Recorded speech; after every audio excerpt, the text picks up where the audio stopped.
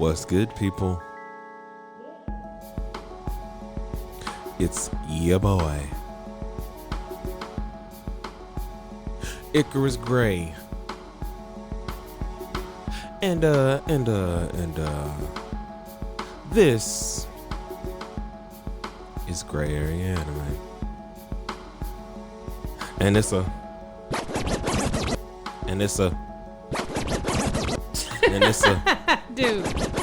Dude, why do I always have to come in and do this like every time? It is a I be trying to let it play out. I try. It is a stop. Anime Rewind. Oh yeah. Classic style. Samurai Champloo. Episode 6. So exciting. Episode 6. Beautiful. We're halfway through. Are we really? 13 episodes. Really? For some reason, I thought there were like 25. Okay. I'm sadly mistaken. I don't know what to do with that at all. Then move on. Wow. I don't even know. The force is strong with this one. Just evil. Okay. I don't know what to do with it. I don't know. This episode was interesting, funny. It was great. Packed with cultural references out the wazoo. I think it was a fun, like you said, it was a really funny episode, really fun, especially coming off of the last episode, for the fact that this kind of felt like a lighter tone throughout the entirety of it. I think it was a great break, and then still had the creativeness to include so many things to make it funny and fun. What I've kind of realized with this episode is they take history and explain it simply. So it's kind of like what we're doing. We take these episode breakdowns, we break them down so you guys can like watch with us and try to do it in a way that's like not throwing every cultural reference ever in the world at you, but like this is layman's terms on these things. Like I said, they be squabbing or they be fighting, you know, making it simple. But this episode was chock full of just different little hints of the time and how they were using it. So to begin the episode, they've arrived in Edo. Yes. Or Edo. I said Edo, but Edo is what I need to say. Really? They've I feel like arrived in Edo.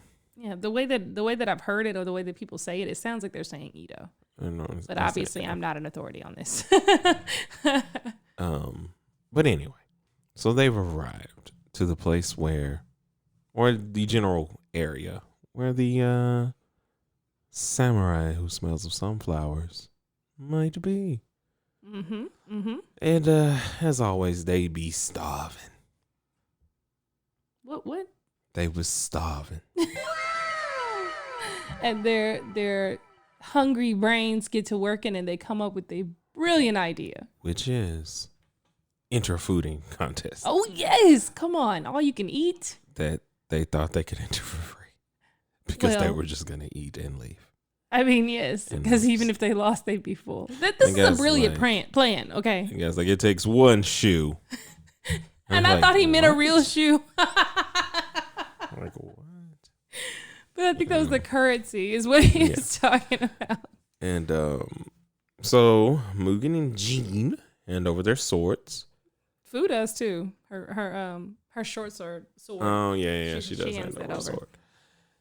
And it begins, and it's in the style of ESPN, basically, or any New York styled announcer, or any sort of New York styled. Coming up on July 4th here, sometime around the time hot dog eating contest filling, and it's so like I said, it's really at this point where you realize that they're taking history and just making it modern and making the things that happened somewhere to where it's like 4 years ago. But with Schoolhouse Rock, like, you know, it's not like that. It's more like, 3 years ago, bro. Yeah. Down the block, on the corner, we was watching them people do the thing when they did the thing. I think that's a good point. I think that when they initially started in the very first episode and you see modern day Japan, but it looks like modern day New York, almost the way that like the brick buildings and everything. It tells you exactly what kind of audience this is for. It's we're bringing these, elements to the present. And I think that was the coolest thing about it is I think I remember when I was watching when I was younger, I kind of thought that they were in modern times or they were going to come to modern times or they're, like it was just kind of weird to kind of catch up because when you're younger and don't realize analogies and metaphors like on a visual sense in animation and stuff, like you get it reading, or I got it from reading. You just kind of experience it differently. So you experience it from the barrier of I'm surface level about everything. In the sense that I'm watching it, I'm enjoying it, but I don't see the different meanings. I don't see the other things. I just see funny characters, funny stories, so on and so forth. Well, I think that's what makes it marketable, Yeah. So they are in the eating contest. The first to go down is Gene. Yes, he was so ashamed. Number 2 to go down is Mugen. Surprising. Very surprising. Not so much. I mean, I think that the way they handled it was great. I think that if he was just trying to scam somebody into getting food, he wouldn't have stopped. But I mean, he was literally scammed. The idea this is technically it was more a scam. of him getting what he wants, which is like when you actually get what you want, you can't handle it, which would be eat this unlimited amount of food. And of course, there are other contestants that are following here and there, and they're doing the announcing in the sense that this person has been training forever. The gossip. They used to sweets. I'm the town gossip, but I'm the best announcer you could have. Oh my gosh. Joe. Here with my straight partner that doesn't like vegans. I'm not here for vegetarianism.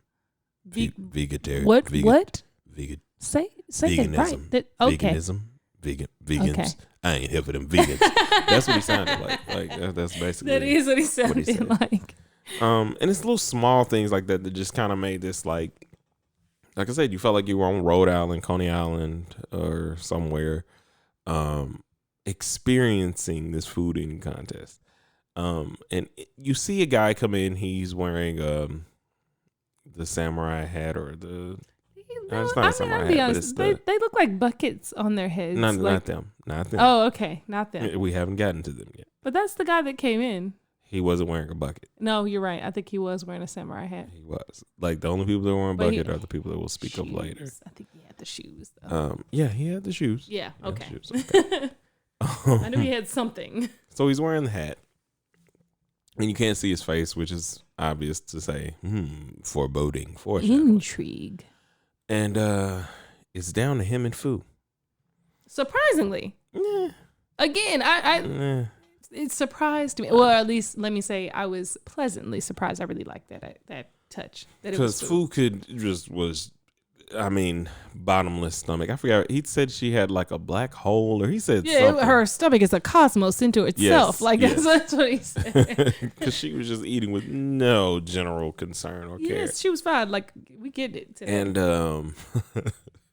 so it's looking like Fu's gonna win, and in the middle of that, a fly starts flying towards her food. It's been flying around. She claps to kill it, and that was a signal of surrender, which is kind of like she was saying thank you for this meal or thank you for the meal. So he's like, "Whoa, she's out of there!" And like, what? Like what? And so they've lost all of their belongings. Their few belongings. Their swords. Yes. Their only belongings. To this very tall, giant man who comes to talk to them, and he doesn't quite sound like them. But he sounds a little funny.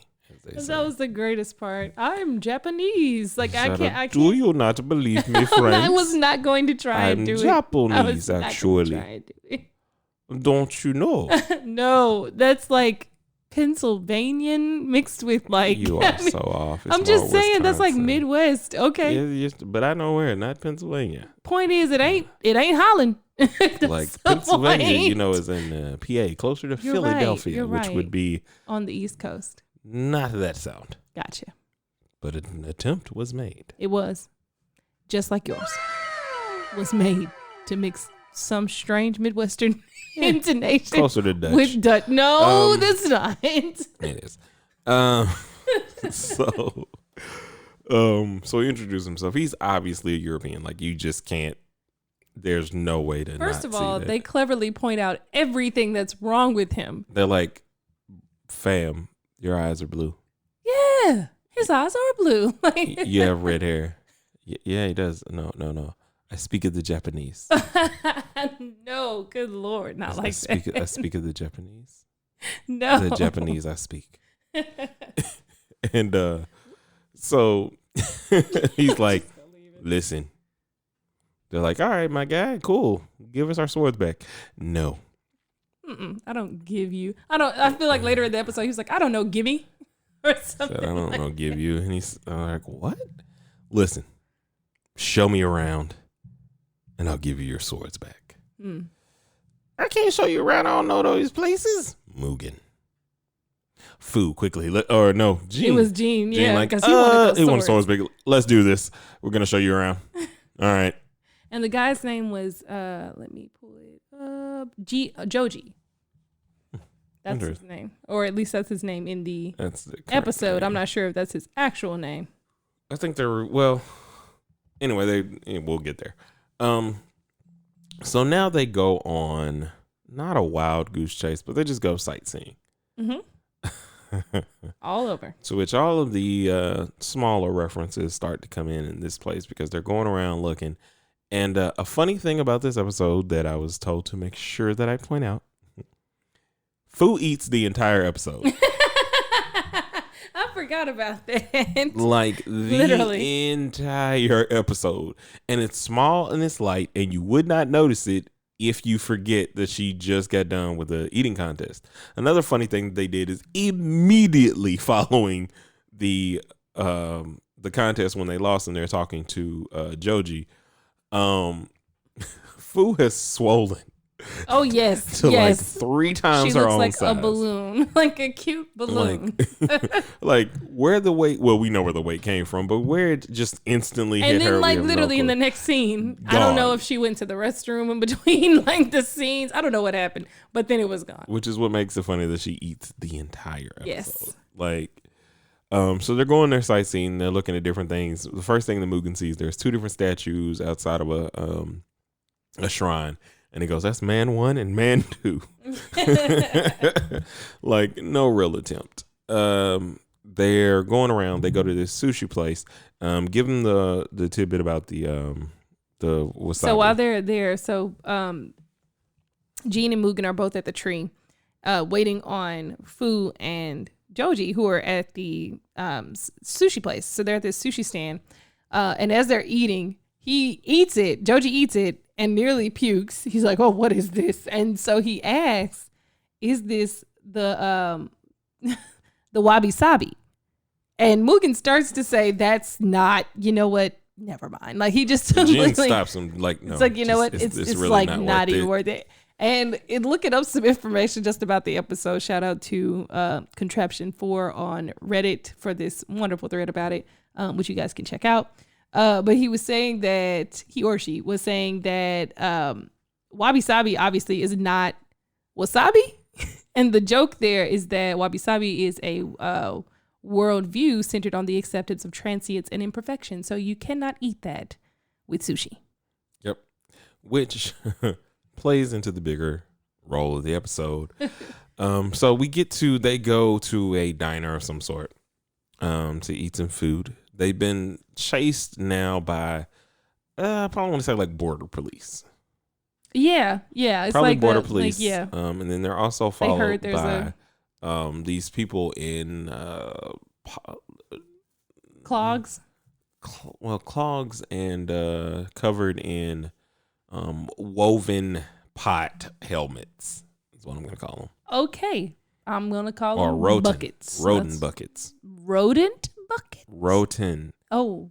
Roten. The Roten. What is Roten? You play a lot of Animal Crossing, you know, the woven things, the Roten. I think it's Rotton. I don't think it's R-O. I think it's moving rattan. Whatever. It's I don't know. not Roten. It's Roten today. No. It's Roten today. So because we're going that to spells rotten. backing away. Backing away. It's Roten today. All right. Rotten is rotten. Roten is roten. You know what? In gray area anime, Anyway. you have it your way, Icarus. You're the man. Go for it, honey. I was. You didn't back away. You backed forward. I just wanted to give you some comfort and support. I'm backing away. You are something else.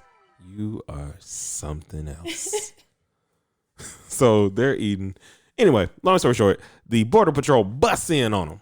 Like, At we're here to get you. Yeah, later on. And Mugen's like, you know, we've been doing this all day. I know it's time to kick some butt. You know, he's like, are you detaining this criminal? I think that I am. I think I don't like the way you're talking. I think the way you're talking makes me want to detain some more. Oh, what? Post haste. No. So the Border Patrol, are we at the restaurant right now? Is that what you're doing? Yes, are you I'm doing gonna keep going. Guess so I'm at gonna the restaurant. What do you do? What I'm are you catching doing? the rest of the people up in case they missed it. So I restaurant. already said that. You weren't listening. Border Patrol. I've said that. They try to take the European. I've said that. And I Mugen said- stands up What are you in doing? their way. What are you I'm just doing? What are catching people up. You're catching yourself up. Exactly. So moving on. Listen, I'm nice. And I allow her You're the nicest. to work together with me. And I don't mute her. I have the ability. I do not mute her because I will not silence the voice of a strong black woman Wow. on this podcast. Because we are black podcasters and Black Lives Matter. Oh, Lord. Okay. Moving on. All right. Thank you. Okay. So he stands up. He's like, in his mind, he's like, we've been together all day. It's time to kick some butt. Hey, man, give me my sword back. No. That's what he's like. I don't know. Gimme? Yeah. What? So it's like, son of a. So now we got to fight without the sword. So he's fighting the border police. They're fighting everybody. And I mean, as always, Jean and Mugen are very well capable of throwing down without swords. It's just not very wise. Convenient. Yeah. And or convenient. They beat him up. They escape. Wow. And, While Fu is eating, she takes her bowl with her on the way out of And the is still restaurant and still eating. Running away. Like I said, she eats through the entire episode. We are not joking. Just watch for it. So they leave. And they're like, yo, we'd like our swords back. He's like, okay, there's one more place I'd like to go. Right. I ain't going one more place, to which Jean is like, we're going to the last place. Look, I'm getting these swords. And so they go to a show. Mm-hmm. A theatrical show, if you will. It is an actual theatrical show. It really is. I'm not insinuating that it's in the like Edo period. Edo. Excuse me. I told you I want an authority. I'm not ashamed. I will do better. Thank you. All right, for the next 10 minutes, she's muted. It's fine. I told myself I wasn't going to do it, and then we had to do it. I did have to do it. I did. You sound so far away. Because I am. Are you? Doesn't sound like you're backing away. No. Okay. So now we get to what I consider the most fun part of the episode, so to speak, because there's so much information going around here. To start, if you're not aware, women were not allowed to perform theatrical events back in this time period. In plenty of places, including England. So, you know, guys had to play all the roles. Mm-hmm. And these was some pretty men. Is that what they were, honey? I mean, they had to be. Okay. They drew pictures. Mm-hmm. And all the pictures don't look like me. Mm-mm. They look like the lady. So the point being, they go to a show. They go to the show. They see the guy. Well, they To see see the what? girl to see the show. the lady. The lady. Yes. At the time, because he well, they assume he's just as ignorant as possible. And he's like, show's over. I'd like to go see her. I am in love, I am. And they're like, does he know? Like, what the heck is going on? No, fam, that's not a So they get to the back and wow. What? That has never happened. Man, surprises, guys. She's muted for the next 10 seconds. What? This is not a timeout. Okay. You call it what you want. My sentiments exactly. Privilege is revoked. So they bust into the room, and Joji's like, "I love you," and of course he's already taken off his makeup. Well, his wig for sure. His wig. Yeah. Oh no, the makeup is still on. So he's taking off his wig, and they're talking with the guy, and it looks like Joji's about to go on. Oh, you's a guy, and then he lets him know, this is exactly what I'm into. Yep. This is what I'm here for. I'm here for that BL. Okay. All right. Boy love. I just wanted to know how long you were going to use the Barry White voice for this, but yes. All the No, way. God. Oh, my Lord. So okay, then they start the showing images of the past. Of how Bushido was about brotherly love.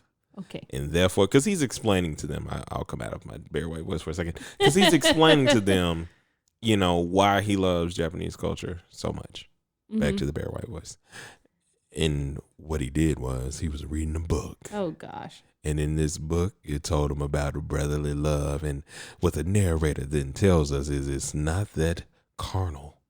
It's just feelings. It's a beautiful aesthetic time. Beautiful aesthetic time. That goes back to when these men had completely banished women from their situation. Banished. I guess their home or village or what have you. And banished. Instead focused on the beauty. If I could remember in my brain, the Icky No Girls Club. I know I should know the He-Man Woman Haters Club? Yes, that's what it was. Okay. The He-Man from Little Woman Rascals. Haters Clubs from Little Rascals. No girls allowed. Until the end when they amended their ways. But not in this not in this case. No, not in this case. In this case they found love in each other. Boy love. It is about boy love. Yeah. The point is he talks about his past and why he ended up liking Japanese culture was because of feeling ashamed for how he felt about other men. And the book, as Icarus pointed out, by a Japanese writer, which I won't even butcher the name. Oh, you normally would. I was gonna give it a try, but your voice freaking me out.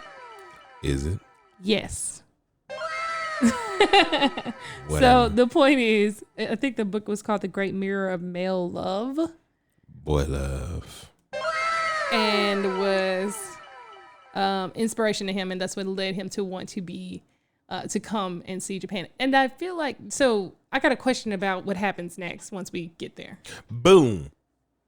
Bust in Border Patrol. We know y'all here. Oh, it's time to go down. Mugen, your sword. I told you I'd give it back to you. Throne. Jean. And I guess we got her sword back on. I mean, she did. She got it back. Because there was no cool throwing. And now let the fighting begin. Which that was Mugen, Jean quickly, subconsciously to Mugen says, "Hey, bro, we can't kill nobody." Yes, and he says, without saying anything, just in general, because they are trying to help her at this point. You can kind of sense that shift in them. It's subtle, but you just kind of have to watch it. So now they're like running around the theater house, and to which they enter into what would be considered like the actual the stage, runway. The thrust stage. No, they're in a runway. It's a thrust stage, Joe. In a runway. It's a thrust stage. It's not a runway. They were doing the runway. No, they were in the middle of another show. Yeah, in a runway. No, it's oh my God. they had different styles of clothing. It's a thrust stage. They were doing a show. Exactly. Anyway, as I said, it was a runway, and it will be a runway. Not a runway. It's a runway. So, Project Runway, actually. It was not. And then, so as they're going down Project Runway, they're dressed in, I'm blanking on the name, but it's the guys that go, "I talk like this." And it's really cool. I like it. Like, well, for those who are in Wano, well, no, not everybody talks like that in Wano. It's more like the samurai he it's, met from Wano. well, no, Just the one guy. Well, it's more like the guy from CP9. He looks like that. No, but I'm talking about the way he sounds is more like.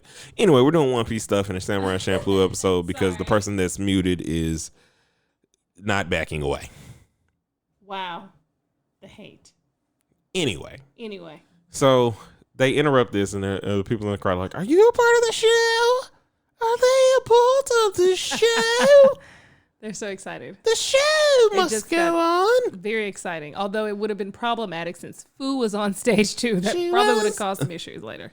And so the Border Patrol busts in like, "We got you now. We got you now." And then you caught. Hands up. Who says that? The Border Patrol? And I said, and then I thought you were going to go to the next part. And then, before swords are thrown, the bucket hat guys pop in their clogs of Dutch origin. Along with a representative from Translator. The Shogunate. A representative / translator of the Shogunate. And he says, "I've given this guy permission to be here. I don't know what y'all are doing. He's actually a delegate from there that we talk with all the time." He's part of the Dutch East India Company. Basically. The trader. Is trade, all that other stuff. That's something that was huge during those times. Still huge now. Okay, thank you. But more so. Okay, yep. If you just want to. Like, why? Why must you take the energy from my life? Why? Why? Can I have it back? It's all yours. Can I have my energy back? That was me blowing your energy towards you. That was what that was. You're not social distancing for me, and I don't like that. But we live in the same house and we're married. I don't have to social distance from you. Mute it. I'll social distance that. So anyway, so they figure out that he's a big deal. And they're like, "Oh, snaps, my bad, bro. Like, listen, man, I'm sorry. Whoa. Especially after that hatred. Whoa. Like, we don't want you here. We don't get who you are. Oh, my bad, boss. My bad. And that's pretty much how the episode. Well, I got ahead of myself. So now they're saying their goodbyes. And because the Dutch actually were the first people to import sunflowers into Japan, she asks, after he tells her that, she asks, "So do you know anything of the samurai who smells of sunflowers? You travel a lot?" He says, "No, I don't really know anything. Do you have anything more that I can go on?" She pulls out this little small skull kind of charm, which would be kind of like a Pandora bracelet or something in these days, probably signifying death or something. I don't know. What? One of those collectible charms. For death? I don't know. It's a skull head, darling. Like, I'm just saying, it's a charm. What? Oh, you're on mute. Yeah, I'll leave you there.